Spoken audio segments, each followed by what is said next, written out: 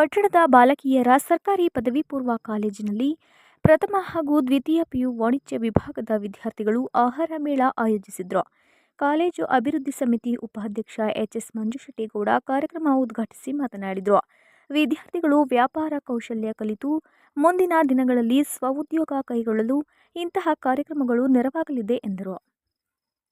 12 ತಂಡಗಳು ಚುರುಮುರಿ, ಪಾನಿಪುರಿ, ಗೋಬಿ ಮಂಚೂರಿ, ಚಿಕನ್ ಕಬಾಬ್, ಚಿಕನ್ ಬಿರಿಯಾನಿ, ಹಣ್ಣುಗಳ ಜ್ಯೂಸ್, ಸಿಹಿ ಖಾದ್ಯಗಳನ್ನು ತಯಾರಿಸಿ ಮಾರಾಟ ನಡೆಸಿದರು.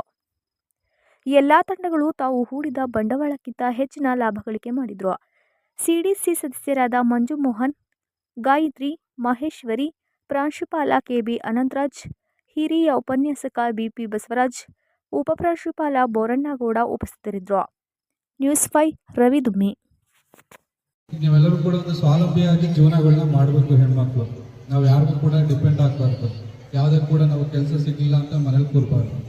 ಸೊ ನಾವು ಸ್ವಂತವಾಗಿ ಏನೋ ಒಂದು ಉದ್ಯಮ ಶುರು ಮಾಡಬೇಕು.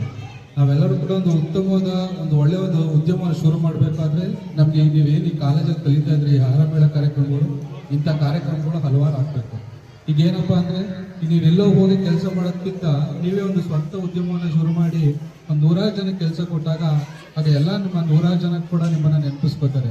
ನೀವು ಯಾವಾಗಲೂ ಏನಪ್ಪ ಅಂದರೆ ನೀವೇ ಎಲ್ಲೋ ಕೆಲಸಕ್ಕೆ ಹೋಗ್ಬೋದು. ನೀವೆಲ್ಲರೂ ಕೂಡ ಒಂದು ಎಂಟ್ರಪ್ರಿನರ್, ನೀವೇ ಒಂದು ಉದ್ಯಮ ಶುರು ಮಾಡುವಂಥ ಕೆಲಸಗಳನ್ನ ಹಾಕಬೇಕು.